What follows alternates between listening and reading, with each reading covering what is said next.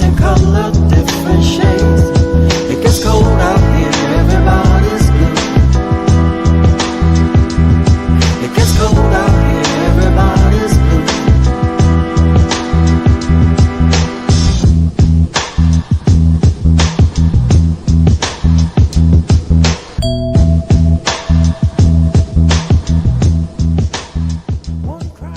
Thank you so much, everybody, for tuning in. Jus Riffin. Tuesday afternoon at 2 p.m. That's EST. Jus Riffin. Special guest and tech and talk, a musicology. Jus Riffin. Coming to you live at the same time here every week. Jus Riffin. Jump in the room, let's chop it up. It really ain't that deep. Jus Riffin.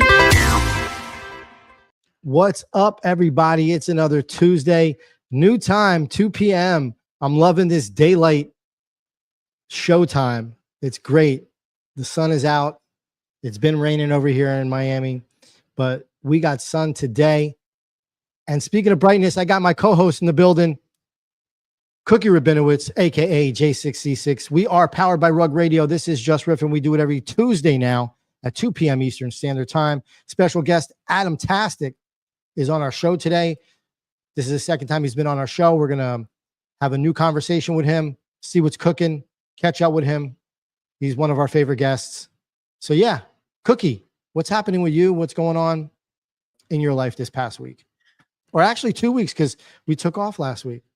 For sure, you know, and it was funny because when I had to switch them lyrics up, I had a whole 2 weeks to do that, which took 5 minutes, but I waited till 5 minutes before we started the show, you know. That's right. So we got a new intro, which was cool. And I saw that you posted something on X, and I retweeted it. Where you were doing the new intro, which is really cool. Well, the new take, my new take is, why put off till tomorrow what you could do 2 weeks from now? Jus Riffin. Anyway. But what's going on with me? I want to tell you real quickly, and then there's some cool music news I think it would be fun for us to talk about. But as you know, I've been working on this music app, and it's ready. And I'm hoping that you take some time out of your day, today, to just check out the little beta version. I'm excited. I'm excited. And today is the day? No, I'm not launching it today, but I'm just. No, but today is the day I can see it? Yeah.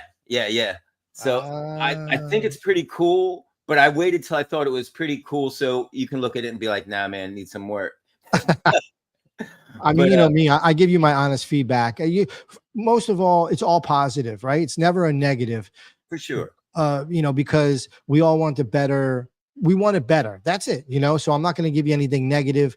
I'll just give you positive thoughts on it if I have any thoughts on it, in the sense of like adjustments. Well, I will say real. I'll say this for sure too. Like, when I show people stuff that's before I make it public, I always like to show it to people that are honest. And not only that, because certain people you show stuff to, they're going to say it's great no matter what. And you don't want that.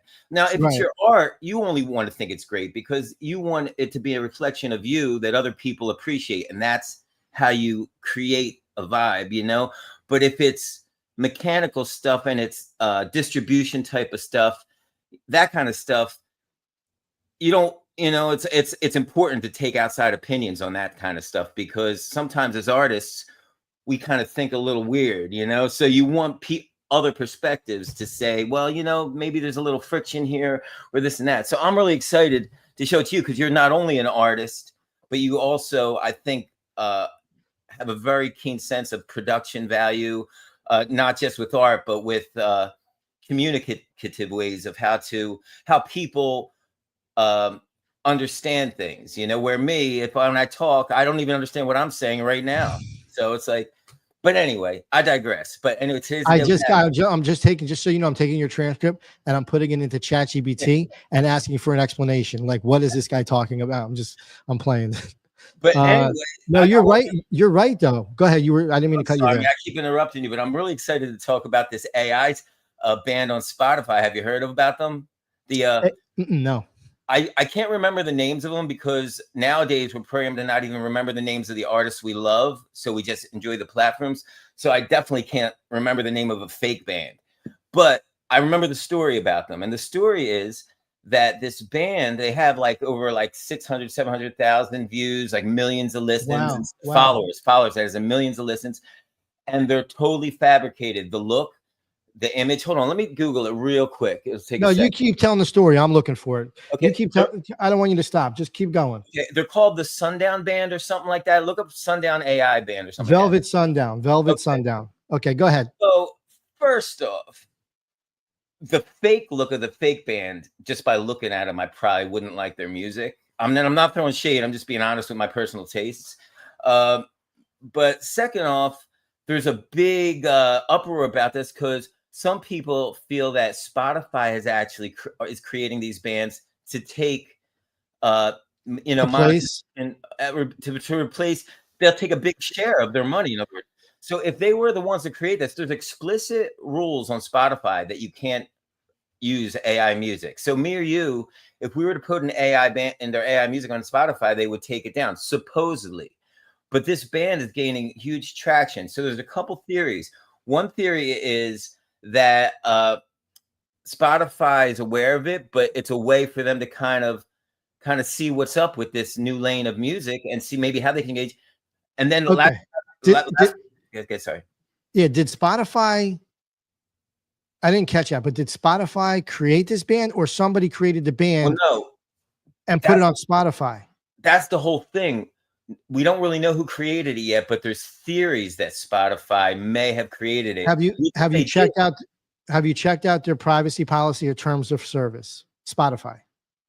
Yes, I have. I checked out the privacy terms of service, and they also have explicit verbiage on AI music and how it's not to be used on their show. So then if it's not allowed to be used and it's out the bag already, more than likely, I would say common sense tells me Spotify created this, unless there's something that states in their terms of service that you're allowed to create music via AI or a band via AI or anything of this nature that will generate music, but you have to inform everybody that it's AI, like it has to be labeled as AI. Could be, but once again, there's also theories that maybe they didn't create it, but they're kind of leaving it for a while to just as a kind of experiment to see, because they could maybe, like, let's face it, like real humans need like stuff like food and drink, and if one human is creating 10 bands, they don't necessarily give a shit about 0.002 cents. I just think it's interesting. I don't use Spotify. I'm actually a hypocrite. I do use Spotify to consume music, and I don't feel guilty about it because the artists that have their music on there chose in one way or another to have their music on there. Myself as an artist, I don't put my music on Spotify. I just don't like the presentation of it for what I'm doing. But as a consumer, I do enjoy the flow of the platform. And I think that Spotify is maybe contemplating what to do about it. They don't know yet, but they're leaving it because it's still a test study at this point. This stuff is so new, which leads me to another. First of all, how does the song sound? Because I heard a snippet of it, but like it didn't really catch me, and I like things to catch me like fast, so tell me. Yeah, so I can't tell you how the song sounds because I'm not going to listen to it, because I like to listen to stories created by real humans that have actually went through pain or joy or suffering or whatever. That's what I like to hear. I like to hear you. Like, if you make a song, I want to hear you. I want to hear you more than the song, and the song is just a byproduct of who we are. So I'll never hear it, unfortunately, sadly enough. Yeah. I mean, look, I don't know. Like, I should say, I don't know. I do know that people are either going to love it or hate it like anything else. And, it's going to have its amount of haters, and it's going to have its amount of people that love it. Yeah, I don't necessarily think it's a love or hate thing. I think because I don't hate it, I just wouldn't consume it because it's like, I'm not so sure in this case, right? So here's the thing. I think AI is cool, but the idea is for us to prompt AI, not for AI to prompt us. And a lot of the music and art that I see, and there's no shade because there's some artists that are doing brilliant things utilizing these tools. Yeah. So I don't have nothing against these tools, but I don't want to see shit that AI prompt a human to do. I don't want to hear shit that I heard AI prompt a human to do. I want humans to use the tools in a way that is humane. That's it. That's all I got. Jus Riffin. Jus Riffin. Where's my, hold on a second. Where's my, Jus Riffin. there we go. Yeah, thank you, bro. Yeah, I mean, you know, it's that whole, you know, purist thing and people that don't give a fuck, you know? So I'm with you on that note. I think music and art is, and this is just a quick thought, that music and art shouldn't be AI unless, and again, this is very loose, I'm just freestyling here, my thoughts, unless it's strictly created by someone who actually knows how to make the art. Then I feel like it's more legit because the prompts are coming from a brain of somebody that knows how to actually draw it or animate it or create it in that sense. I think, again, go back to it just being a hobby type of situation for people that like doing it and maybe they're not looking to monetize from it, right? And that's okay too. Like, have fun. That's what the world is about. Like, life is about having fun and enjoying yourself because it is short, as we all know. And, you know, like, why stifle yourself from having a good time? But I think if you're trying to monetize from it and you don't know what you're doing, then maybe not. I wouldn't respect it, I don't think, you know, opposed to me respecting someone. Let's say Adam, for instance, wanted to use AI with what he's doing. I wouldn't be mad at Adam for doing it because we're monetizing in that sense, like trying to make money off of it, because I know that he's a legit artist and there's nothing wrong with having AI, which is like an assistant or something to help you. I use AI constantly. I love it. We talk about this all the time on our show. We use AI, and like ChatGPT or Claude or anything else where would having to help me with coding, so I don't have to hire people on Upwork or Fiverr. I can actually do the stuff myself. It just takes a little bit of time because I know what I want. I know how to ask for it. I know how to prompt it to get the outcome. And if it doesn't give me what I want, I know how to reprompt. Just basically know how to go down the path to ask the proper questions to get what I'm looking for. So I use it every day, but I think for me, I've never really done it with music except for, you know, the stuff that we tested out early on back when we first found out about, you know, AI music and whatnot. And I just thought it was wanky, but, and again, I can't see how the song, that group, that it is going to be like a really, really soulful song because there's no one behind it except for a computer. But so that's my take on it. I'm not mad at anybody if they want to use it.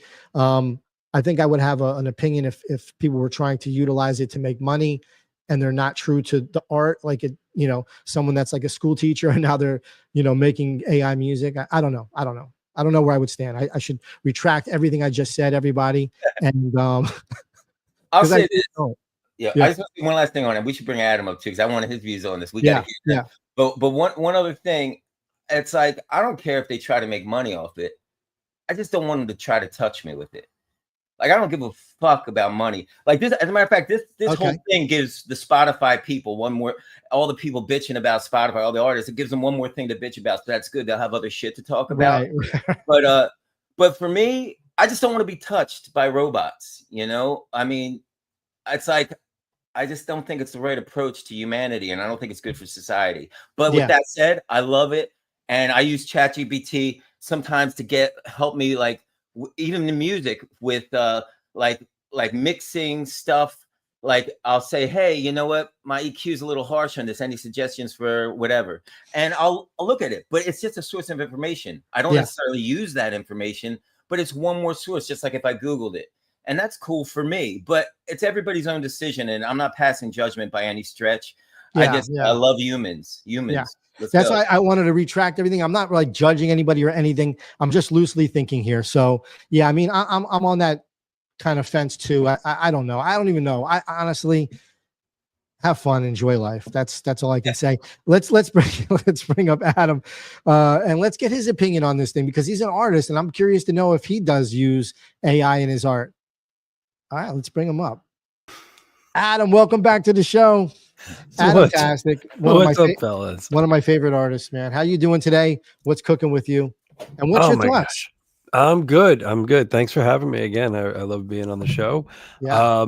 Good to see you guys. Always a good conversation. Fun listening backstage to all the talk.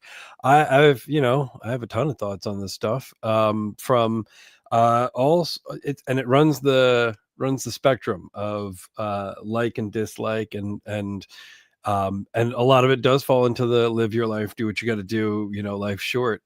But let's see. Oh man, I have used AI.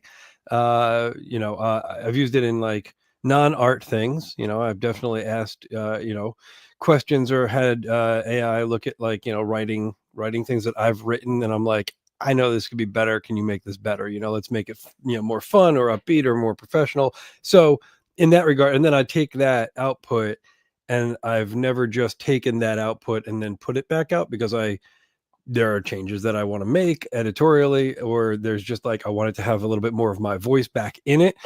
So I think that's, for me personally, how I approach those things. If I write something to start, I'm like, here's a mess of my thoughts. Let's, I know let's make it more concise. I think that's the thing I say the most is, can you make this more concise? And it does a great job of that, but I'm like, ooh, but it left this thing out I really wanted, and that's, so like that self-editing, working with it. It's I've used it in my art in the past. That was not so I've used it in two different ways, and not very much for two different projects. I used it as there was a project that I was a part of that it required us to make a ton of assets, a ton of backgrounds. It was PFP style, so we needed like the more the better, right? So more variety in a PFP is where you're going to have like more fun stuff. And so I had suggested early on using AI generated outputs for the backgrounds, and we made some, and we generated a bunch, and it allowed us to just have an incredible variety. And we built a world, we curated, so like we made thousands of these images, but then we curated it down to like 400 or whatever. But we never would have been able to have that many in that short amount of time. Right. So it was really helpful there. And I don't think we didn't like explicitly say this is or isn't AI. It didn't really matter, right? Like because for what the project was, it wasn't trying to sell you on a single artist led PFP type project. It was more of like it was almost more commercial in the sense for what we put out. So I think in that case it worked out nicely.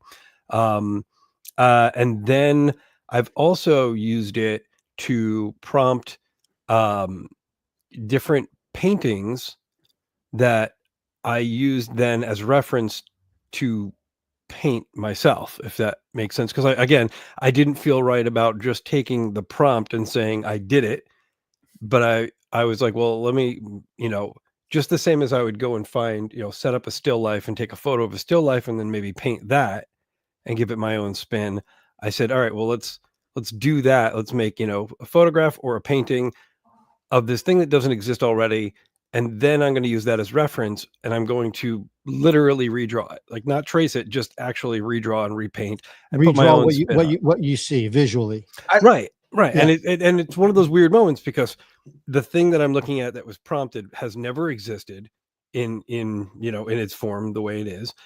It could be a thing that I say I did, but I didn't feel. It felt disingenuous, because it was, that conversation with the computer where I was like, okay, so now we've gotten to that point. But again, it comes back down to like wanting to put my own self into it. And so then I literally repainted the entire thing just using that as like a photo reference. So that was a fun exploration. And again, I did that because I really wanted to feel a certain way, because I had done things like that in the past without AI, where I was just using different images from different magazines and books and like making a collage basically as a reference and then painting what I saw. So I kind of looked at it like the same thing, but like a What's your faster way to get that result. what is your normal process without AI? So when you're going to go do something before AI, before you even thought of using AI or whatever, what's your process?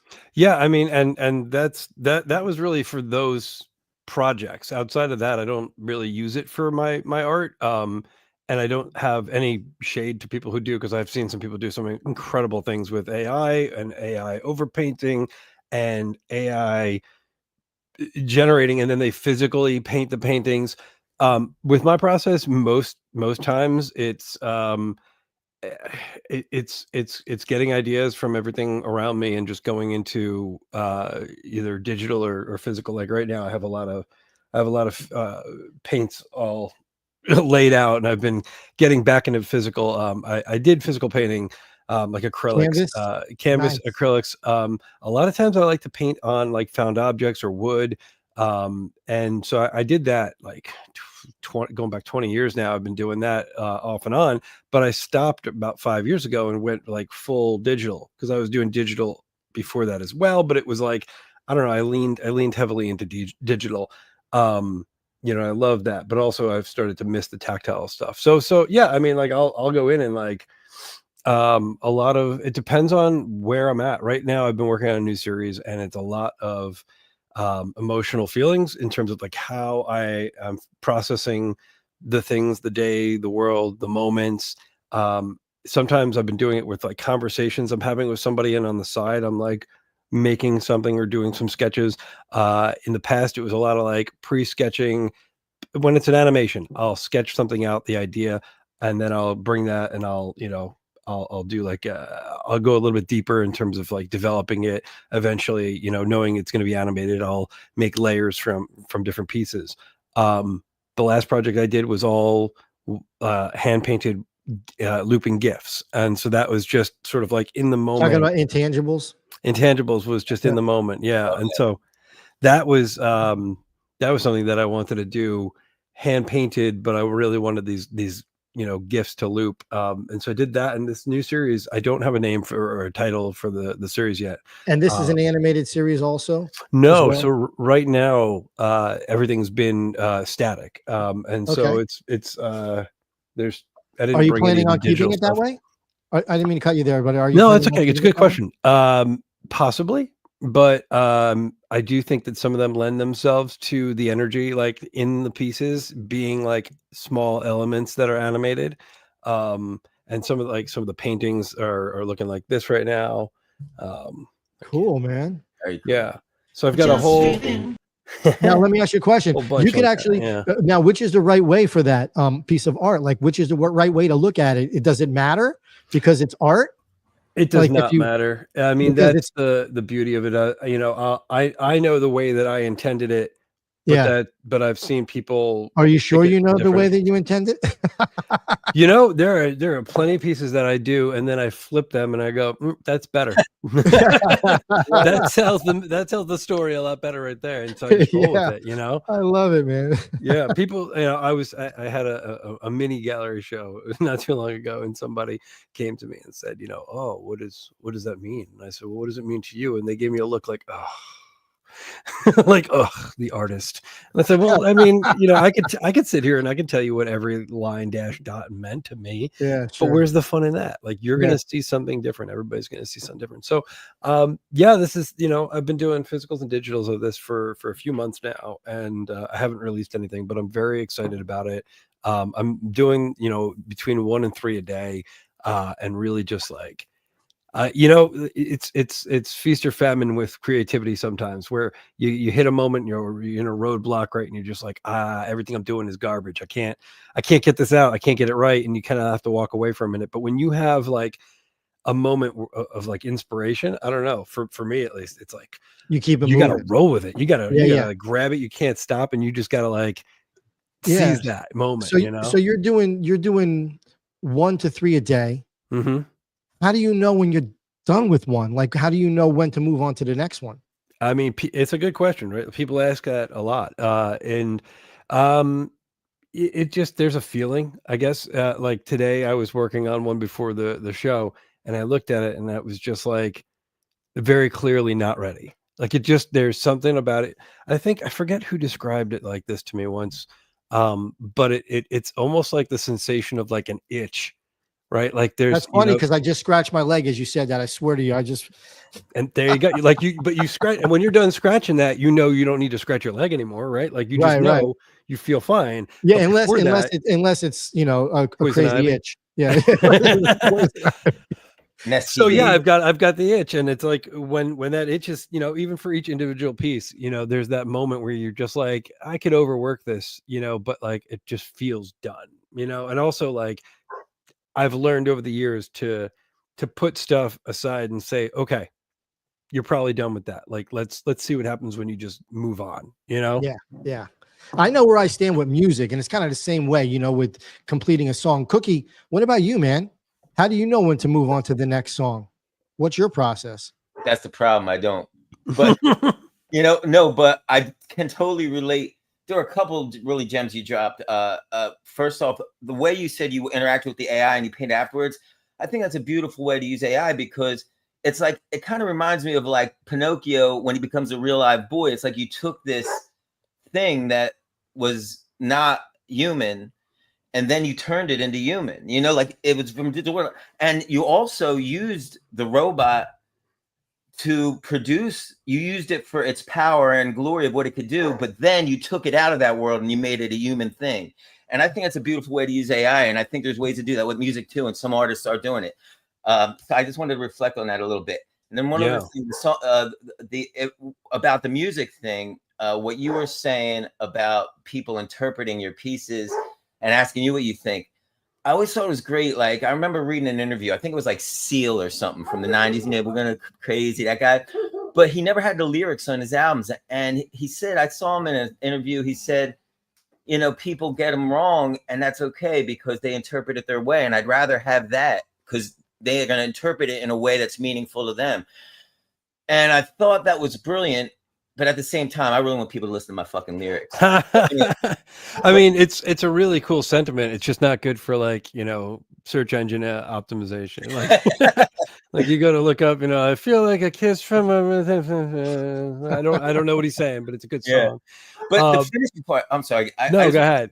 The finishing part, one other thing is one thing I recently started getting a lot better at is accepting the fact. And it's AI has actually helped me do this, because with this big mass thing of AI, it's made me value my unfinished self as a whole, as a human, as an unfinished human, as an unfinished song, as an unfinished lawn that's outside that's not mowed all the way yet today. I think this is a process and it's a journey, and it's beautiful to look at. So I've been getting a lot better at just throwing shit out there that before I'd be like, no, I maybe should scratch that itch a little more, but now I'm just like, fuck it, because AI is going to scratch that itch, but I don't need to. I can keep moving. So that's interesting. AI. That's interesting. I know that I saw something recently, like an article that talked about, there was a study done that shows that people who are using AI, especially like a chat GPT, consistently for months, are having cognitive declines, where they're not using the brain as much, and they're not and there's like a marked decline in their ability to reason and function, and that's a little scary. Humans are having this issue. Humans are having the issue. Weird. I don't know. I use it all the time. I want to just chime in here. I use it all the time. I think you guys probably do too, but I don't have any decline. Like, if anything, I'm learning as I'm going, because there's things that it's, go ahead. I wonder what your process is, though, because after you learn the thing, what do you do with that information?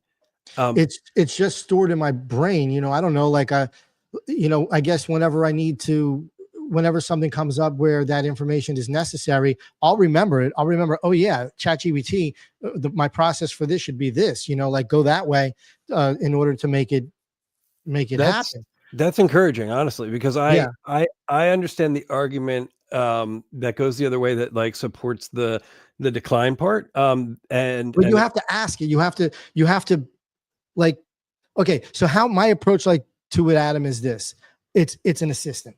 It's instead of me hiring somebody, you know, a virtual assistant, or hiring somebody in real life to sit next to me to walk around with me and write down my thoughts and then just go act and go get the answers. For me, the thoughts are already in my head. I just go to ChatGPT or Claude or any other AI thing that I'm using that allows me to prompt and talk to it and have a conversation. So I'm I being wonder, intuitive.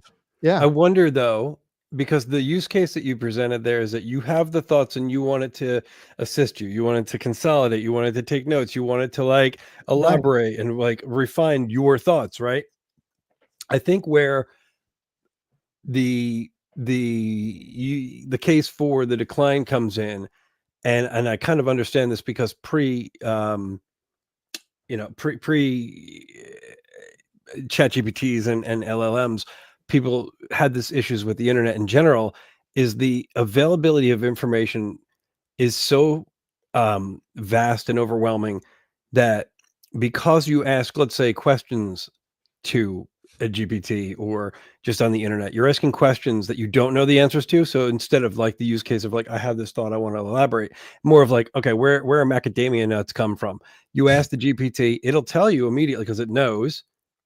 And then you, because you didn't do any real work or research, will retain almost none of that. It'll help you in the moment. You'll be able to respond to whatever you needed that information for in the moment. You just don't really retain that information. I think that's pertaining to particular individuals' brain. And it might be, yeah. Because I retain the weirdest information. If we could be in a conversation somewhere and somebody says a word and then lyrics from Big Daddy Kane or anything, or useless, people say useless information. So I don't know, maybe my brain is wired differently to where thank the Lord. I think it's a good thing because I understand I've been there where I've just asked like, a search engine pre, LLMs. I've asked a search engine questions and then I get the answer right away. But like that information it's meaningless. Like I heard a story again. I don't know, remember who was telling this. It was an actor on some podcast a while back, but they were talking about how for years they would go on road trips and they had an argument with a friend of theirs about where a certain thing was grown, and they couldn't figure out who was right because they didn't have the internet. This was like pre-internet, and so they would just build up this lore and try to figure it out, and like over years they would eventually they would look in different books and be like, hey, I saw this thing, I saw a thing, I think I can get closer. And they have those memories from all that time, and they also retained all that information versus like, hey, you can look it up on your phone in 5 seconds and then you got the answer, but a lot of people are not retaining that information and therefore kind of like relying on it as a crutch that doesn't really benefit them. I thought it was interesting. I think that right there, you just mentioned that's the hook right there. So the thing is, whether they remember that thing or not is depending on the human. But what I think all the humans that are relying heavily on this just may lose their ability to search, and that ability to search or be inquisitive.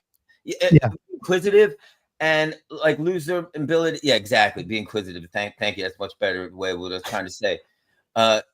See, I'm using AI too much. I use but I just wanted to say though, so it's like, I'll give a quick analogy. Like every once in a while, I have to do a tune where I'm playing somebody else's tunes. I'll do like a cover gig or something. I'll be a fill-in.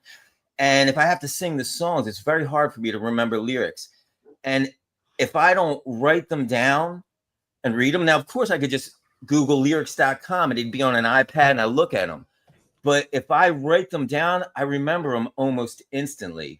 If I'm reading off the iPad, I gotta play the song like 100 times before I remember the first verse. And I think it's just the process of like you're doing the work. Yeah. And I think muscle memory. Yeah. And even though it's easy for me in that situation to want to be lazy and be like, I hate writing. Like I hate that. To be like, I don't want to write down somebody else's lyrics. What a waste of my time. I know that's the right way to do it. Even in such a shallow thing as like learning a cover tune. That process works for you. That's the best process. Yeah. I totally get it. I think, with like the word intuitive, is you have to ask you have to know how to ask, and you have to kind of think where the end is of the question, like what, I guess what the goal is, like if you're creating art or you're, building a website and you need help with JavaScript or HTML or CSS or I don't know, React, or anything that you need help with to whatever you're using the AI for. And I think where people do get that fogginess in the brain is because sometimes they're not asking it the proper way.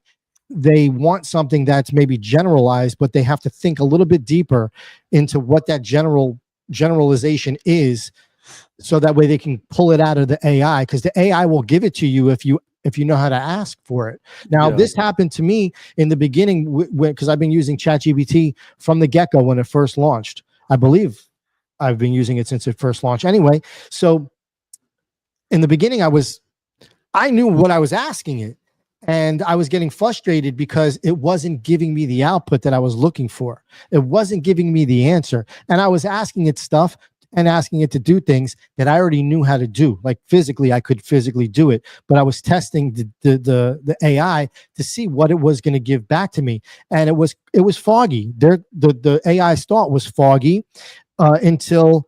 And well, I wouldn't say until, because I don't know when, but I did start to see it gradually grasp thoughts and then lay plans out. And now it's just gotten so much better, and it's continuously getting better. And I'm not just talking about ChatGPT. You have VO3, which is friggin' incredible. I don't know if you've seen these videos with the jaw monkey, with the Jamaican monkey, and the gorillas and the yetis in the forest with the ganja weed. Like, bro, I've seen so much stuff that's happening with this AI that is incredible.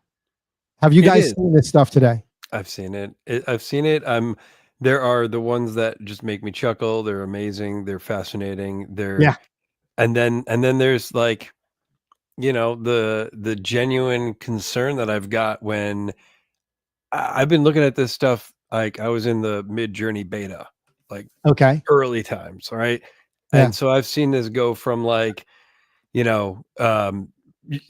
ask it to make a person, and it has 600 fingers, and it's just like this horrible, scary looking thing. And I loved that. I thought that was amazing. But I also immediately saw the potential for harm, and so that's where with VO3 and all the things that are getting better every day. There's been finally a few that I've seen that I'm like, shit, I actually don't know if that person talking right there is real or not. I can't tell anymore. And now, that's a little dystopian, man. Like, they're like, well, what is real? And you question reality, and it gets down a really weird rabbit hole of, what is and isn't true. And so I'm like, we opened Pandora's box. There's a lot of good stuff. There's a lot of not good stuff. It's how you use it, but it's also like, it's getting harder to tell what is and isn't real. Like you were talking at the top of the show with that band. I heard about the band. I heard the song from the band. Whether it's, it does, it's morally gray for sure. But regardless of who made it and what their intention was, it's a thing. It's going to be a thing. There's going to be more of those things. And you're going to start to hear like songs that you really dig that you don't know are AI. And it's going to get better. It's just because so many of them are already really good. Yeah. I wanted to play this real quick. Oh my goodness. This isn't one I haven't seen yet, but so everybody, this is VO3. I'm almost, it's VO3 because there's a little watermark in the bottom right. And somebody's been creating these monkeys that are speaking patois, which is Jamaican's main language, right? So, or Jamaica's main language. This is the funniest shit just because of the voice and the whole, but this is really incredible what they've been doing. And Adam is right. There's it's AI that look like humans, that are like us and talking, and the personality is normal. Like, if I told you right now that I'm AI, would you believe that I'm AI, or would you think I'm human? We're getting to that point, man. It's really not easy to tell. Did Hefner program in VO3 or Hey Gen an AI of himself, and instead of him actually sitting there talking, he's in another room? and I'm in the AI and I'm just doing the movements that he's doing from another room, you'll never know. But here's the video, guys. Here's the video. Time to catch dinner, my friends. Let's see who's hungry in this river. Yeah, man. Patience is key. Yeah, It's man. incredible, man. Good Come on. things come to those who wait. Some of this shit is Whoa, crazy. got one. Yes, I. Oh, that looks a little different. Look at the size of this beauty. All right, that one was weird because that just didn't look right. But I don't know. I've seen these are some of them are extremely funny. That one wasn't so funny. That's okay. Yeah, I mean, I've seen a lot of wild stuff. Like the Yeti ones are really, really well done. Yeah. And they've got like ASMR cutting glass fruit. Like Yes. that's incredibly satisfying. And then, they're putting it on TikTok. It's going to get monetized. They're going to make, like a decent income just from these videos. People are making money, apparently.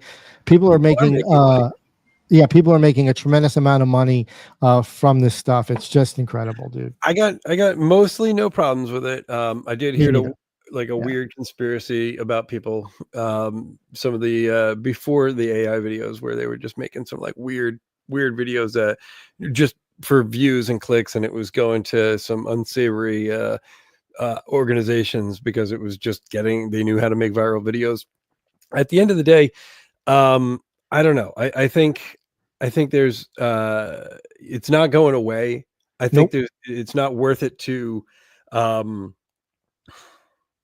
it's worth it to make sure that people are aware of it. Like I'm not sure how I have this conversation with my kid who's growing up, who's going to it's just a part of life. It will be a part of life. Yeah.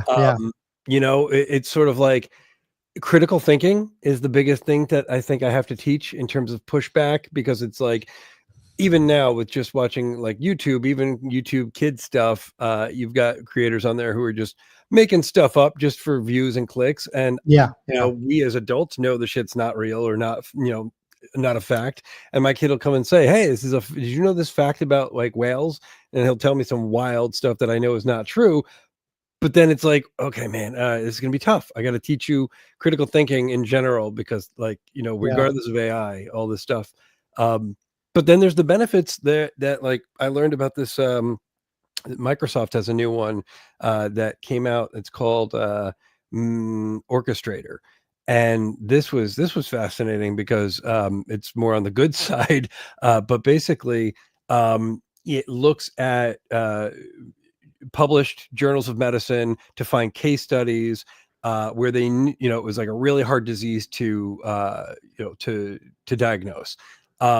And so the way that the AI works is it's really like 5 different AI managers or whatnot there, that each one is specialized in its own thing, whatever kind of disease, whatever rare disease is this thing, like cost and efficacy, all the things. And they're all these different, it basically creates like a board or a panel of these other, LLMs, and puts it all together and gets a consensus from all of them to make its diagnosis based on questions it's being asked. And so they ran this thing and it got like 88 or 85% accuracy, whereas the average top like doctors and scientists get like 20 or 30%. Wow, that's incredible, man. So like there are benefits to this, right? Like when you have unlimited knowledge, and that's right. It's crazy. I want to share one more thing. So I came across this yesterday as I'm doing my research, just watching videos on AI and stuff. And I came across this guy, PJ Ace. Now he's a filmmaker. And so he's been creating these like infomercial style type of things. This is for a pharmaceutical company. I thought this was fucking hilarious. I want to play it for you guys. It's about 1 minute and 12 seconds. Check it out. I tried everything for my depression. Nothing worked. Every day felt heavy. I felt trapped. Then I tried Puppermin. Our prescription helps your body secrete a special pheromone that attracts puppies. I took the pill before bed, and when I woke up, there he was, the love of my life. The pill does not target depression directly, but we've found that it's really difficult to be depressed when cute dogs show up at your doorstep. I used to feel so empty, but now I feel joy and mild concern how a pee stain got on the ceiling. My puppy listens twice as good as my ex-husband and only climbs into the lap of half as many of my friends. He chewed up my Bible and pooped in my good chair. But I'm happy for the first time in years. Looks like a rat, barks like a demon. But he saved my life. I named him Earl. He follows me everywhere and farts in his sleep. Just like my first husband. Pupramine, for when your therapist says, maybe you should get a dog. So this is all that was all AI. Right. And I think pretty funny, you know, Puppermint. No, it is. You know, It's funny. It's a funny skit. It's it's funny all concept. AI. It's all AI, you know, and there were at least like 3 shots that didn't look like AI. Like and AI has some AI, most AI has a bit of a look to it. Sure. But it's changing and it's becoming harder. And like, you know, so like I see that, right? And I see like both sides of it, where I see like the beauty of being able to create something from nothing so effortlessly, as you know, more or less, right? And then I also, coming from the world of like of commercial advertising in the past, like what I've done, and I'm like, wow, I just looked at like 40 jobs gone, you know, like and jobs of people who really enjoy making this stuff, you know, from talent to the guy who's doing the lighting, the grip, and the gaffers, like everything, you know. And I love being on set directing, and I'm looking at this, and there's definitely times when like I would be on set and I'd direct something and I'm like, man, I wish we could just get that one shot. And I saw, I forget where it was. It was there was I don't know if it was F1 or someone was doing like a commercial with like with talent and the car, the vehicle, and there were shots there that they added that were AI, that just instead of doing VFX, they just added AI shots of it, like going down like streets that were closed off that you'd never be able to get closed off, you know, like or seeing views that were, you know, impossible to see but looked real. And it's one of those things where you're like, it's changing so fast and for so many jobs. And I guess, you know, I don't know why, but I didn't see it coming for creative first. Like it really has come for creative in ways that like go so far into democratizing the ability to do high quality stuff built on the backs of all the things that so many of us have done for so many years. So it's like, I'm super torn about those things because I enjoy them and also would want like to use them in places.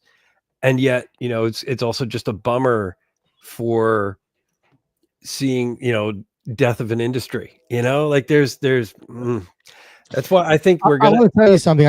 First of all, I sent you a link to PJ Ace's Twitter, so you can go check out his timeline on your own, check out whatever's going on. He posted something as I was scrolling down his timeline that was a 30-minute movie. Yeah, legitimately real, like you're saying, all those jobs taken. I'm like, holy crap. They were saying that, I think I was reading, I could be wrong here, don't quote me on this, but something that would have cost about $500,000 to shoot and to do cost him $500. And he's using ChatGPT, Claude, using VO3 or whatever, the VO3, and I did see whatever else. I did see something the other day. I apologize, I don't remember the name of the artist. But it was something that I'd seen for the first time in a long time. It was all AI. It wasn't pretending not to be AI, but it was incredibly well done. It was like 5 or 7 minutes long. I watched the whole thing. It was captivating. And what was captivating about it is that it was really just good storytelling. And, you know, like the person who made it is a filmmaker who used AI for all of the stuff.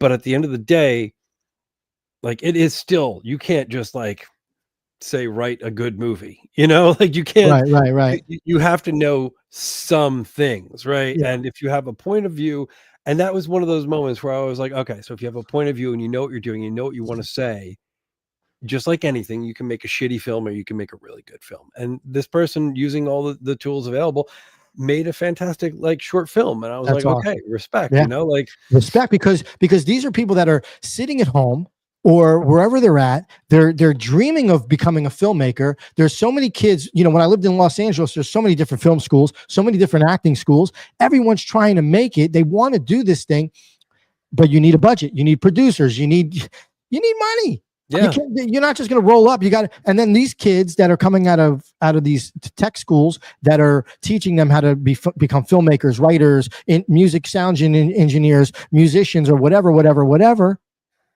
They could do it at their fingertips by just spending a few dollars a month on subscriptions that are going to help you create this stuff. You know what? I think better.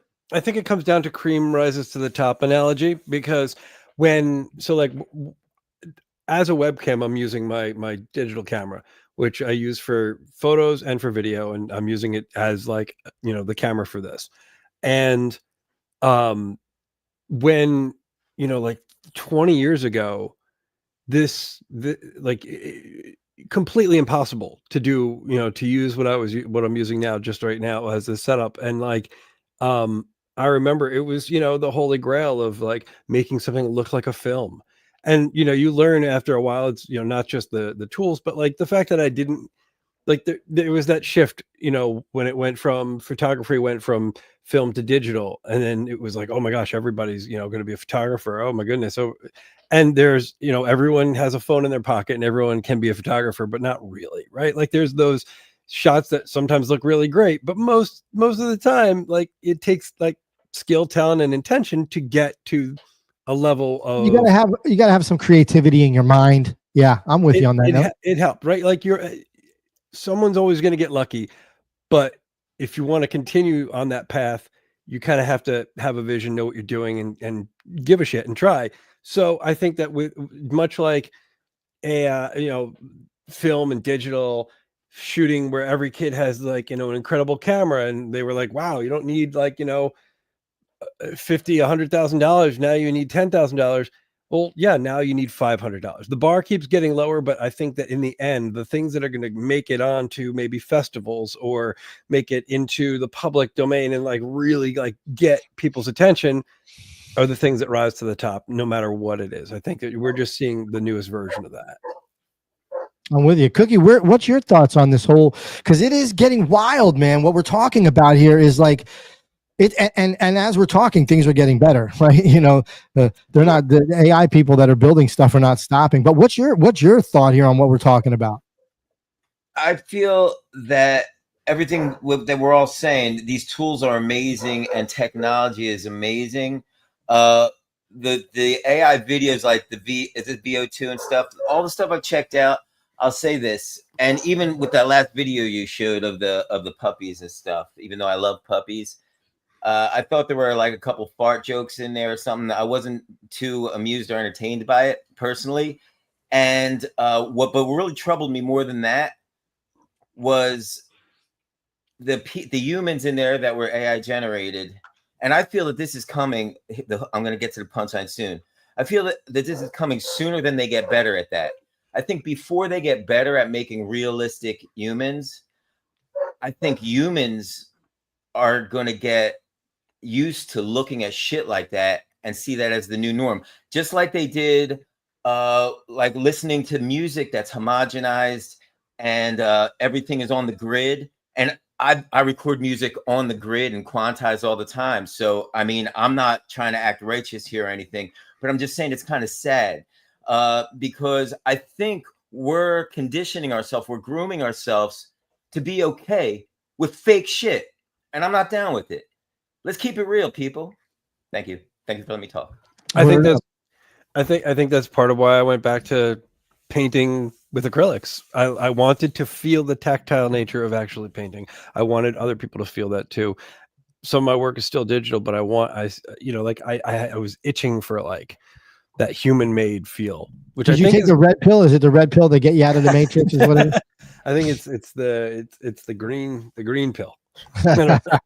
But I think you're going to find a pushback. Stay high, AdamTastic, while you're doing your shit. The green pill. Well, let's talk about that real quick, though. Besides the whole experience of consuming the music, let's talk about what people, how they're creating with these tools, what they're missing out on if they've never experienced the feeling of a brush on canvas, a guitar. A guitar string breaking and cutting their finger, and then fucking playing anyway because they love fucking doing it so much because of the joy they get out of it. Let's talk about that shit, man. Because some people aren't talented in that fashion, right? And this allows them to there though. But the journey there is what I'm the talking journey. about. Yeah, I agree with that. Like, yeah, I mean, 100%. You know what I'm saying? But that's why I don't know. Like, yeah, go ahead, Adam. Sorry. No, he's right. Like we've opened up this weird box where you don't have to have talent and you don't have to have time to put in the work. But I think that's the kind of stuff, like you're not going to go on tour, like you can't. You can't. Yeah. You're never going to go and have unless you could play it, if you can play it, that's different. But like, to your point where the people yes, it democratizes it. I do like the idea that people who couldn't do certain things can do those things now. It's kind of fun, but also it's a slippery slope before it lacks soul and doesn't have that sort of like I think it also lacks what does it give you? What do you get out of it, right? Like if it's beyond maybe a monetary thing, if you're trying to monetize the content, beyond that, does it actually bring anyone joy? Or is it just scratching a quick itch and not really solving anything? Because you can make something by telling it to do it. That's why I repainted those paintings. One, because it wasn't just mine and I wanted it to be mine. So I wanted to make it my own. And two, I get joy from that. I enjoy the practice, and it was hard. It wasn't easy. I was the AI did that one better. But I kept at it, right? You work on those muscles, you try to get better. And a lot of that is it's a bummer when you see it coming for creative jobs, because those are the jobs that we enjoy doing versus automate my spreadsheet shit. Cause I'm doing shit. I've never heard anyone get excited. I mean, I guess there are people, but the point being, automate the things that I don't want to do. And let me do the things that I want. The creative stuff is the fun stuff. The stuff that the fact that almost every artist is never as good as they want to be, no matter what. They spend their whole life and they're just something's always a little bit off or not there yet. That journey to get to where you want to be is a lifetime of process. And there's a lot of frustration, but then joy in getting to those different levels. And I worry about the people who are going to get there with the shortcut, because it's not that has nothing to do with fairness. It's more what are you going to get out of that? What are you going to walk away with other than, okay, I did the thing. Right. It lacks a lot of meaning for the individual. And then it would be, probably a little bit hard then to convincingly get someone else on board with it. Obviously there's marketing and that'll do its job, but it's if you don't give a shit about the thing you just did because it was so easy, there was no friction, then why should anybody else care? But you're right. To Cookie's point, there's going to be, training, getting used to mediocrity and getting used to just meh. It's not a good thing. It's dangerous. Okay, I want to show one more thing, because this is the next step, which is robotics, right? And now they're putting faces, real looking faces on these robots. Now you tell me what you think of this here, okay? Seriously, okay? You guys tell me what you think. That's crazy. Wow. That's insane.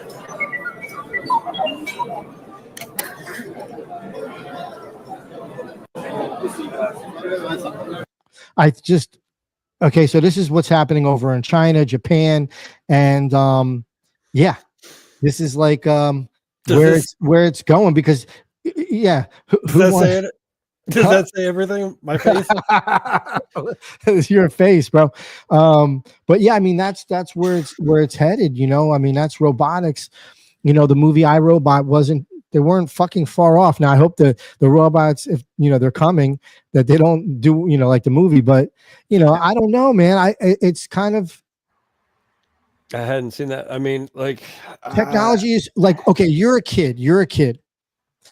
When we were kids, we had the number one thing I wanted when I was like at my bar mitzvah around 13, 14 was a moped, right? Because kids in the neighborhood had them. This is a moped you have to pedal and then it starts, and it's like a motorcycle, but it's not. It's a moped, right? Or a go-kart or, a dirt bike. We had these fun things to do. I think if there was robots like this when we were kids, I think we would have wanted one. You're a kid. You're going to want one of these things. Grown-ups, you're gonna want one of these things. If you're a mom, single mom, or just a mom, and you got 3 kids, 4 kids, whatever the deal is, and you can't really afford a housekeeper every month or every week or whatever the deal is, but you know that you could buy a robot and that robot's going to do the same cleaning and everything else that the human would do. I think people are going to want this stuff, especially the people that can afford it. They want these type of gadgets and things.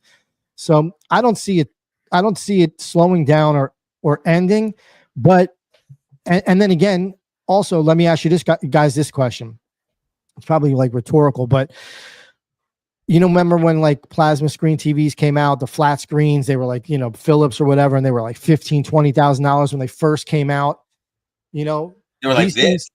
They were like this thick, remember? Sure. What?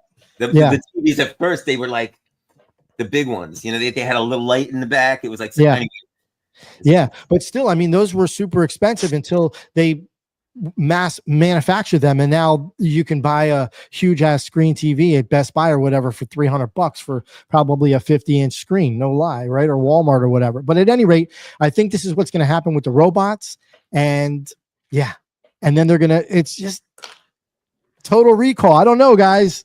No, you're right, man. It's totally here. It's here. It's not going away. And you know what?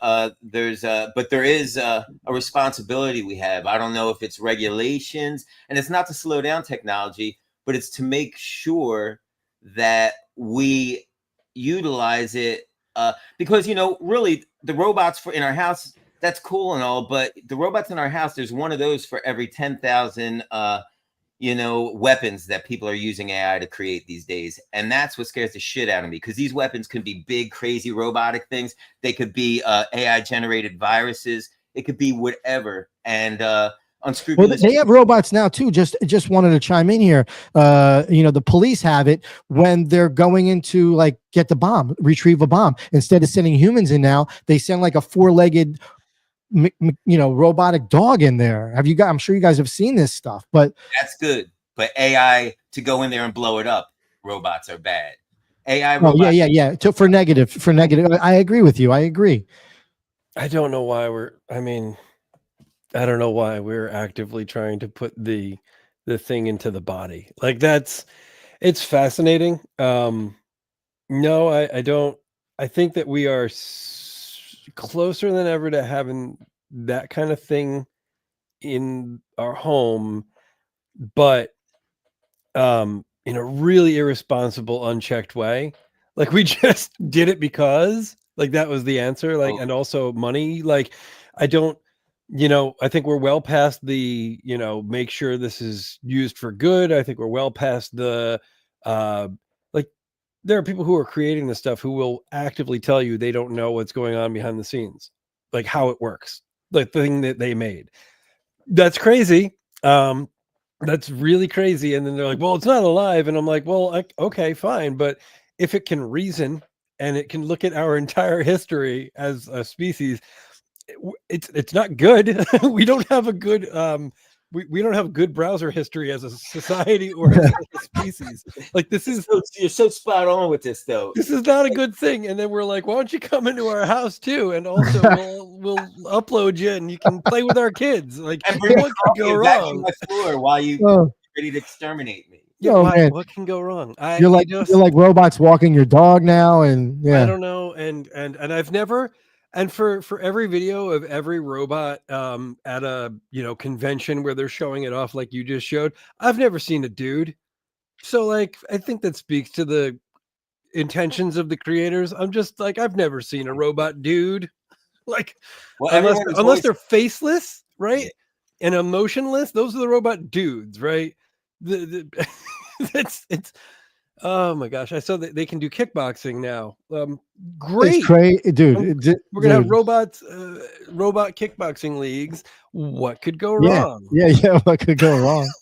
it's wild that, like, just how quickly humanity. All right, let me ask you guys individually. Yeah. If you had an opportunity to create a robot for yourself, I don't want to know if you would or you wouldn't utilize it. Let's just say that you would for this use case. What would you create? Adam, you're our guest today. What would you create if you were to create a robot for yourself? Man, I'd make it adorably dumb. It would be a small robot, tasked with maybe like 3 tasks, but knowing that it can't fully complete. Like, I don't like, I want it to just maybe be a, just not human. Don't want a humanoid. Don't even want it to look like an animal. I think like cute robot Wall-E style, right? Yeah. And something that it can engage in play, like building blocks or playing with Legos. But outside of that, I don't really like. I don't want it to be a servant. I don't want it to have, because whatever it is, it's going to start to feel like a part of the family, and I don't want it to be like a weird moment where like I gotta.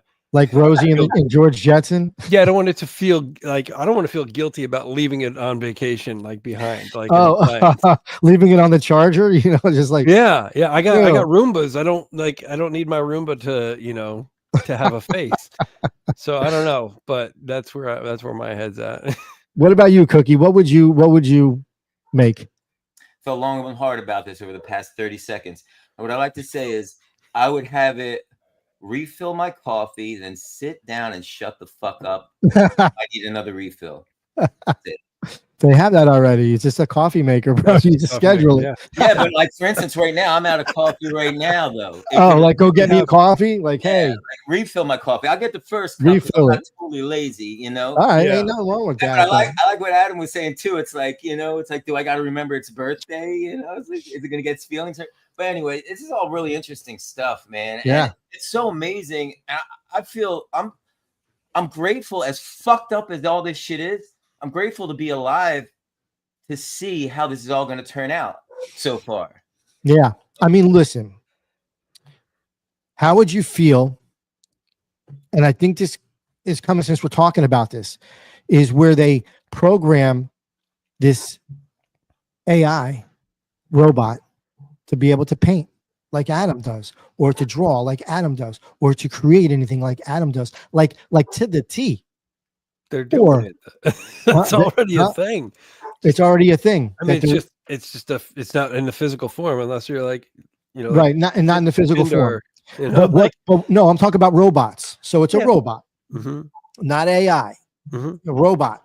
Like we just saw with the face sitting down and drawing and doing that stuff, or the same robot playing guitar just as good as Cookie can. That's not that good, but go ahead. or maybe better, or drums, like a whole robotic band. Sure. Like where they're actually like a better version of Chuck E. Cheese. Like, yeah. That's like that was the best band, bro. They're the best. Get that, the Bear Band or whatever it was. Like you get that kind of stuff. It's like, or like Disney World, they have it too. The Bear Jamboree. Yeah, it's a cool novelty, but like, to what end, to what point, right? Like, so I mean, can a robotic band go on tour? Would people support that? Would people like it? Would people? I think as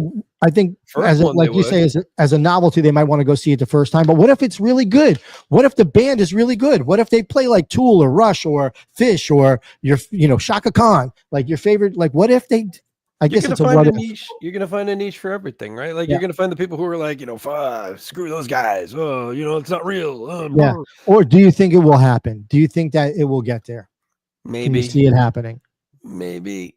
I guess if you need to have the AI band go on tour, that's what you do. Because or you do a Gorillaz style. Like I thought Gorillaz, like that was really cool, but there was also a real band behind the Gorillaz. Yeah. Right. Yeah. Like that was, that was pretty. But now you do the Gorillaz, but it's just AI, and then that would be a way to do it, I guess. But like, I think in the end, for especially for like live events, man, you get like, there's a joy in seeing people perform for you in person because of the unexpected nature of it.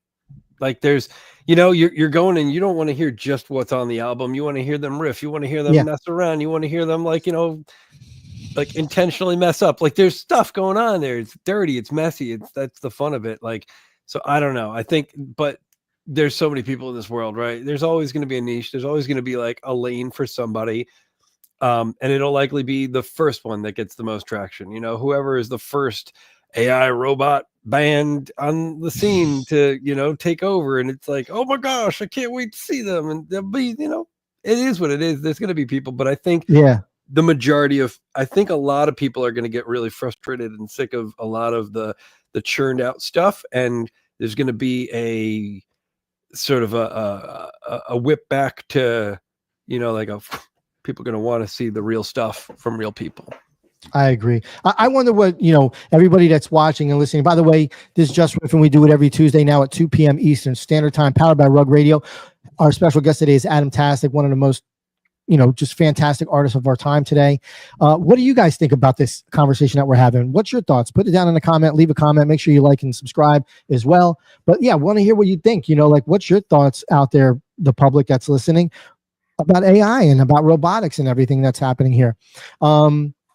Yeah, I'll leave it there at that, So let's move on from AI, because we could sit here and talk about AI forever and ever and ever. And, we'll have our third conversation, Adam, when you're on the show, and we'll be way more advanced. We might be AI. We might all be AI. We might all just be AI.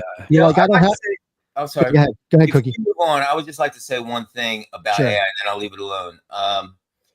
About robots playing guitar, there's 7-year-old kids that can play guitar much better than me. And there's robots that can play guitar much better than me. I've been inspired by 7-year-old kids, but to make and create and be better, but I've never been inspired by a robot to do anything. And inspiration, that's what drives the human race and pushes us forward. So that's all. True to that. One of my favorite movies, which I saw way before AI was like a thing, is called Ex Machina. I don't know if you guys have seen it. Yeah. But one of my favorite movies, one of my favorite actors is in that movie as well. And just an incredible thing. So I just think, I don't know, I see all this stuff and I'm like, we're getting there, we're getting there. All right. By the way, those dogs in the background, those are AI. That's AI. I wish their dog food was AI. Okay. Because that shit's expensive. Right on. All right. Let's talk. Adam, what's new with you in regards to, I know you're working on a new project. So tell us about this project. What made you want to go in this direction to do what you're doing with it now? And yeah, when can people expect it? So on and so forth. Let's hear about this. Well, that's a good question. So things that are going on with me. We just coming off the last 2 weeks ago. I think it was almost 3 weeks now. My gosh, the time goes fast. We just wrapped up NFT NYC, which was really awesome. I got to work with the people at NFT NYC in collaboration with them. I made 2 new pieces. One was for free. It was an edition of 100, and it sold out because it was free and people liked it. Was it physical or digital? It was digital. They were both digital, but they could collect it, sent it to like their email base, which was cool. And then the other one was low cost of entry, and that one is still selling. And so those 2 pieces. Where can people get that? Can people that didn't go to NFT NYC, can they still get it? Yes, they can. Yeah, I can put links up later. Okay. But one is the Golden Apple and the other's Burrow Boogie, and they're both like love letters to New York City. And I really had a great time with it. And then credit to the team over there. They put my art everywhere on like ads and wraps, and the Times Square had on a billboard. And how cool is that to see your shit like? It was beautiful, man. I mean, I don't take any of this stuff for granted. It was wonderful. And the team was great. They even printed it out really large on like a backdrop that people were taking pictures in front of. I was like, okay, all right. Did you get a copy for yourself? Did they lace you up? Yeah, at the end, I was like, what are you guys going to do with that, 40 by 40 banner? And they were like, wow, do you want it? And I was like, yeah, I'll take it, because I don't know. When else am I going to get something like that? So holy shit, that's so cool. It was. So that was a lot of fun. I got my show that I do, the Art First podcast that I do with Brian Brinkman. We did our first live, because we do it all live on Fridays, but we did it live on stage, on the main stage at NFT NYC. Oh, very cool. We had a physical audience. It was fantastic. We had a blast. We're going to put that out soon. They're still working on getting us a copy of that. And then this new collection. I mean, I've been working for a couple of months on this now, just wanting to, my roots come from like animation and character driven pieces in the past. And I have a background in animation, but I've really been on a bit of a journey in the last like year and a half to continuously abstract my work and try to like get to the root of the emotions that I'm trying to like convey.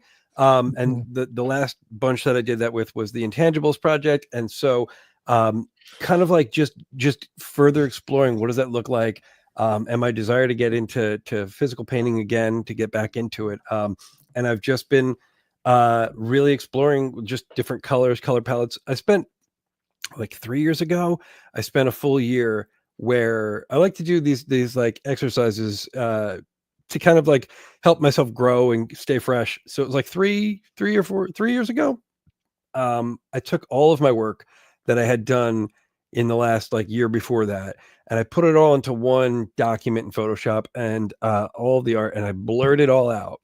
And I looked at the general colors that I was using, and I picked key colors from like, predominant colors, and I made a color palette. And for a year, I limited myself to about 8 colors that I would just use over and over in every piece. And I did that for a year. And it was a great exercise in like trying to define a style within a constraint.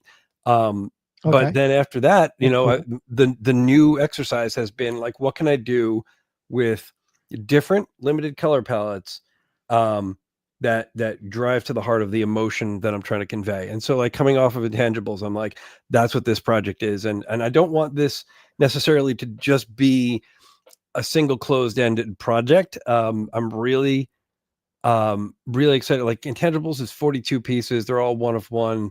And it's its own thing. Whereas this, I don't want to necessarily put a cap on. I like the idea of creating pieces that are, it's a lot of curation. So like I told you, I do 1 to 3 of these a day, between digital and physical.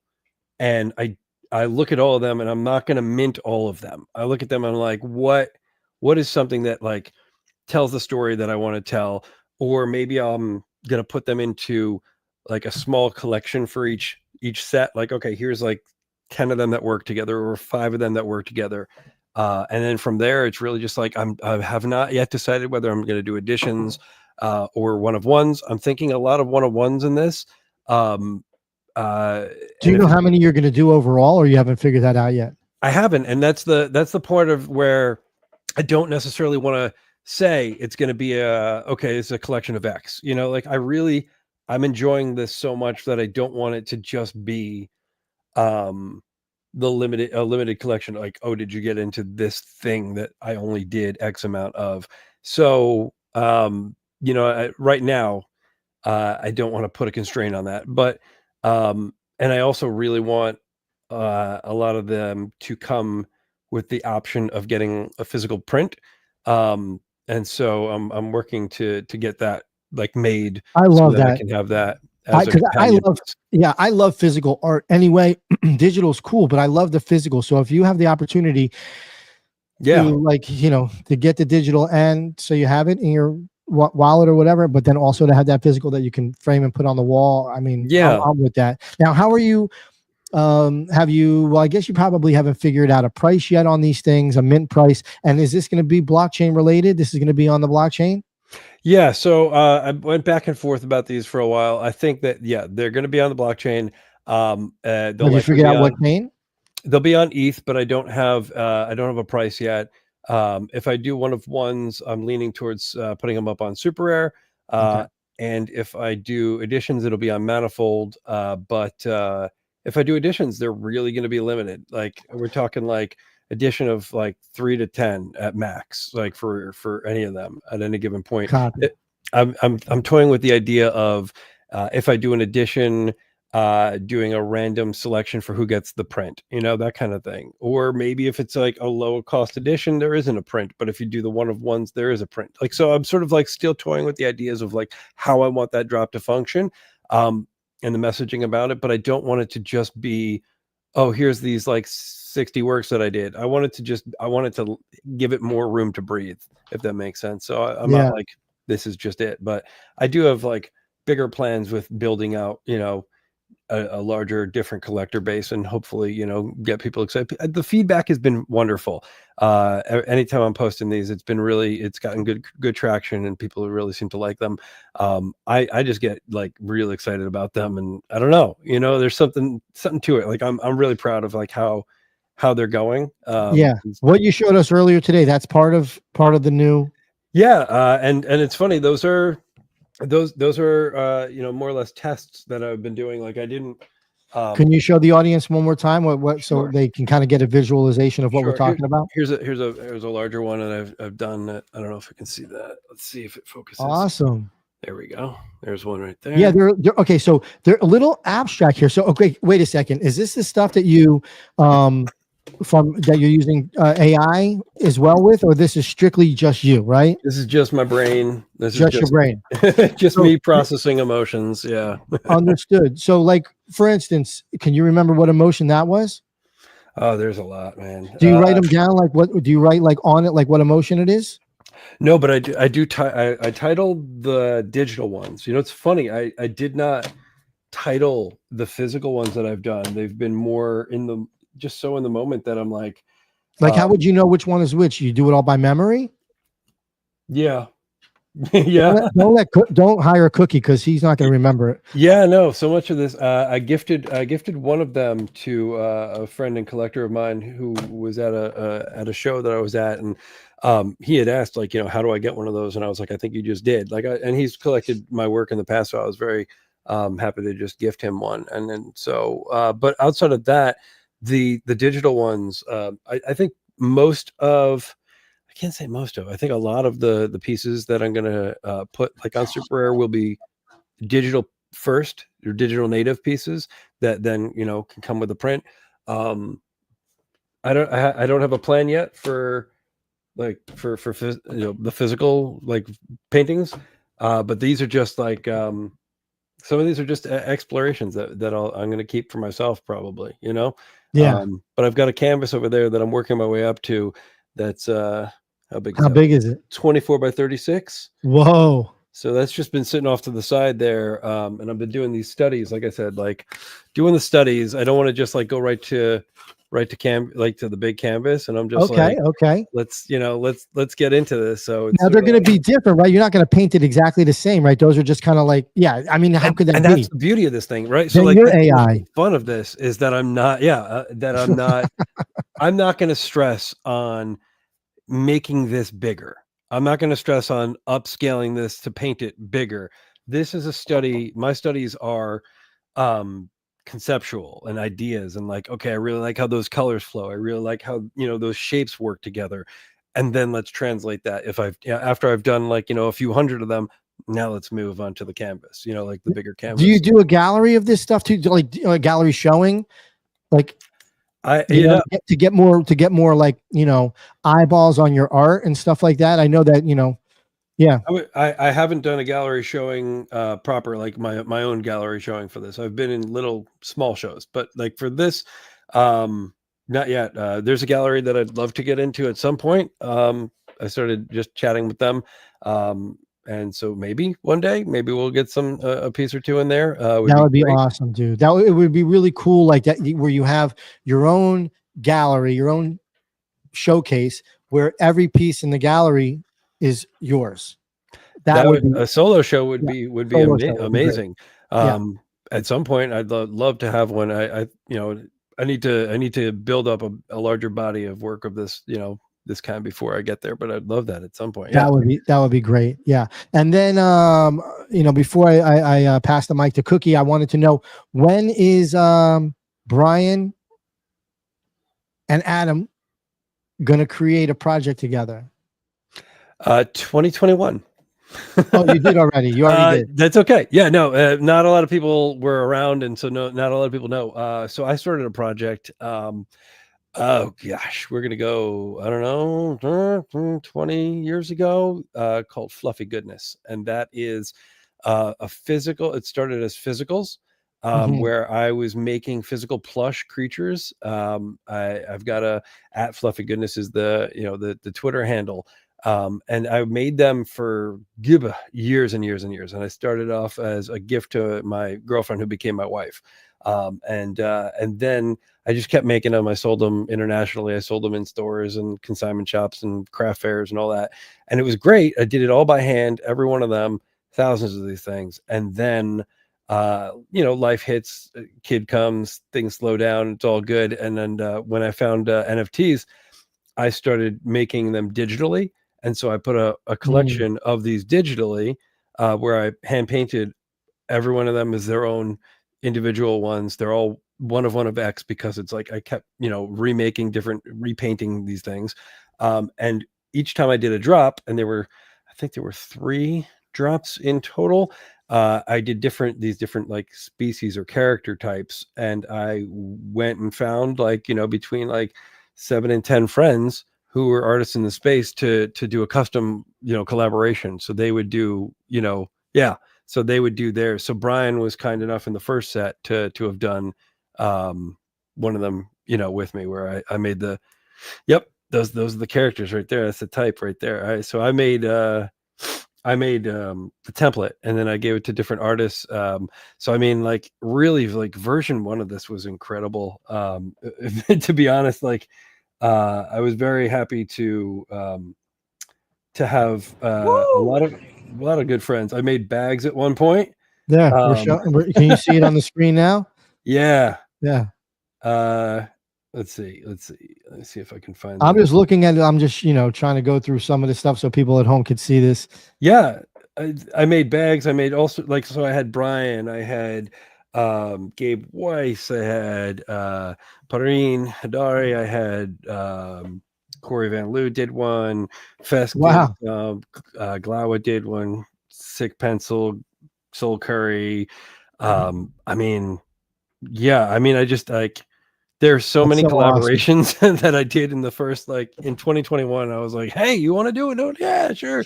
I was really appreciative of all the people who took the time to put their stamp on the collection. And so there's a whole bunch of these really, really awesome, incredible people who are a part of that collection. And I think there's somebody put one for sale recently, because that collection doesn't really move much. That collection has diamond hands, and people just kind of sit with the pieces that they've got. But there's a couple of, there's 1 or 2. People can get it on OpenSea, or where is it? Super rare. You can go. It was all on OpenSea, but it was the first project that I did on Manifold before Manifold was Manifold. So I worked with those guys, literally sending spreadsheets back and forth, and helping me mint directly to my own contract, which was really cool. That's awesome, dude. Very, very cool, man. All right. So Cookie, my guy. What's happening?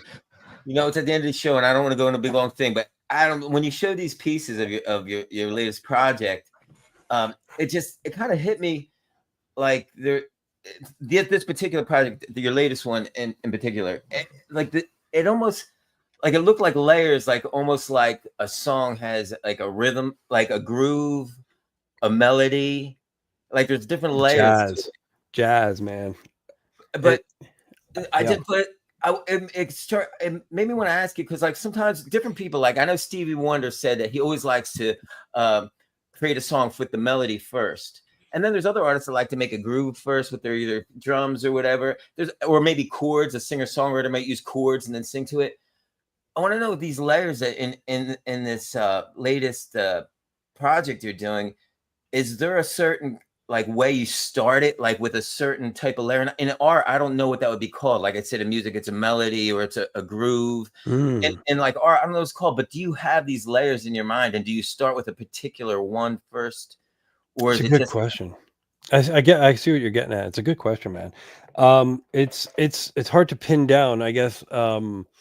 I not too long ago, I got myself a book that is just color palettes, like interesting color palettes that people have like identified, and I started by like picking out 3 to 4 colors to stay within inside of like an idea, and go from there.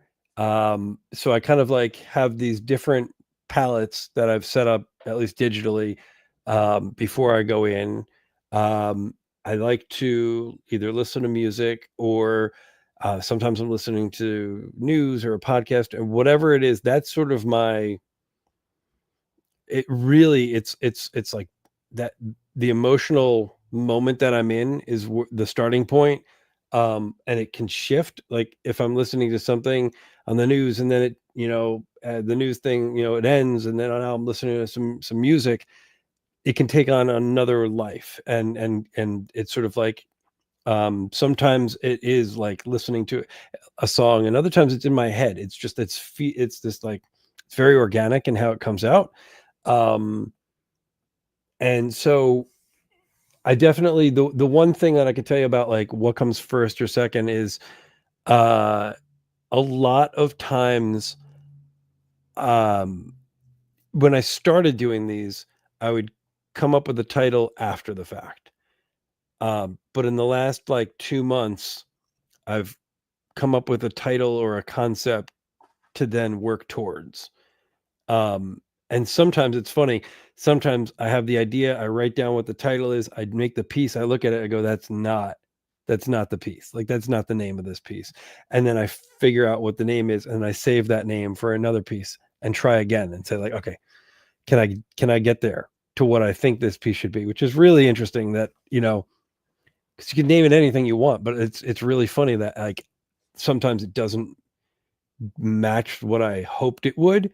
Sometimes it does, but a lot of times I've been trying by starting with the title or the intention and then going from there and like kind of, letting it go where it goes. And different layers. Yeah. I mean, I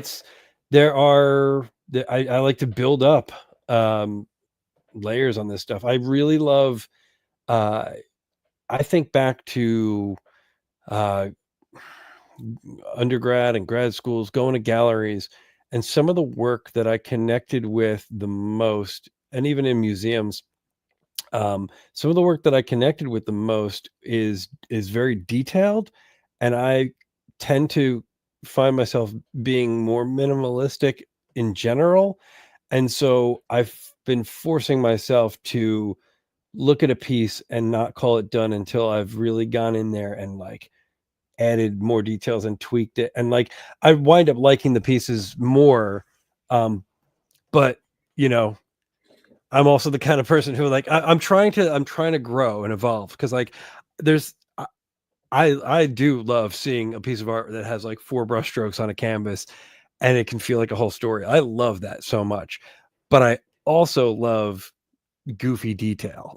So I've been trying to force myself into it's not done until I've like really given it more thought and dive in, add little details, add little touches, one.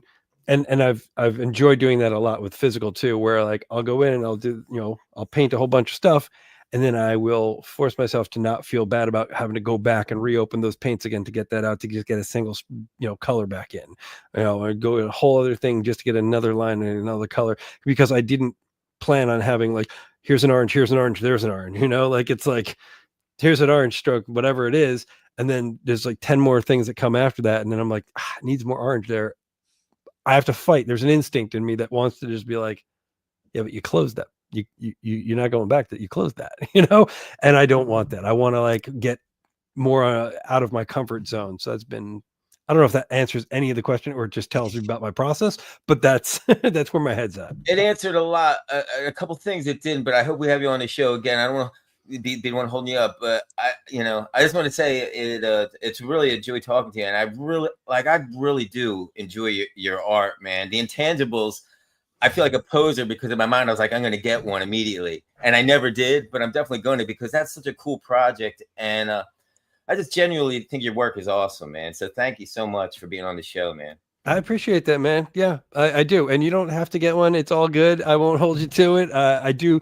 There's, I think, 16 or 14 left. And that has always been a slow roll. Like, I understand that, like, and they've shown, I've been very fortunate that they've been on billboards in different countries. They've been at like Scope Art in Miami. They've been featured in different places. And they've been collected by some pretty heavy hitters, which is really cool that like it's gotten some love. But they're also under the radar enough that like they didn't just sell out, they're still out there.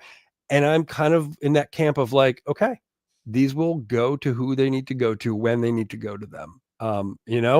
So yeah, I mean, that's just not, they're special, but they're not a hard sell by any means. And I'm kind of like, I knew that going in. So I appreciate those comments, man. I really do. And I love talking to you guys. This is so much fun. Same. Yeah. Always love having you on the show and just having conversations with you. Awesome. Maybe one day we get you and Brian on the show and we have a little four-way conversation over here. Connect four. All right. Awesome. Thank you very much, Adam, for being on the show with us. Cookie, thank you also for your time. And everybody that's been watching, this is Jus Riffin. We do it every Tuesday, 2 p.m. Eastern Standard Time. Adam, thank you very much again. Appreciate it. Cookie, this was a great show. Love having Adam on. Cool. This is awesome. Love having you here too. And excited to see what you're doing. And I'm excited to mess with your app, the one that you've been building for. I don't want to say what it's for because I don't know what it's for yet. I kind of have an idea, but I'm excited. But I'm excited to mess with it today. So yeah, everybody, once again, this is Jus Riffin. We do it every Tuesday, powered by Rug Radio, every Tuesday, 2 p.m. Eastern Standard Time. See you next week. Our guest next week is going to be Tyler D from FOMO Hour. So that's going to be awesome to talk to him because we're going to talk finances. We're going to talk AI. We're going to talk AI. I think it's going to be the topic of our shows somewhat because we're there. But yeah, he loves AI too and is looking for an AI agent, something that's actually him, but where it's not him, but can read the news and do all the news, but it's like him. So we're going to talk to him about that, why he wants to do that, and see what his perspective is on AI as well, and the state of his own show, and also FOMO Hour, part of the fam. So love to have it. Adam, having Adam on the show, AdamTastic on the show is great. If you're watching as well, go follow AdamTastic on Twitter. I believe it's at AdamTastic, and I'm going to double check that before we leave. I should have had it up on the Jumbotron. It's AdamTastic. Yeah, at AdamTastic. So make sure you go follow him. Follow Cookie on X as well. I'm there too. You can find me at your leisure. And that's it, man. Any last words from you, Cookie, before we bounce out?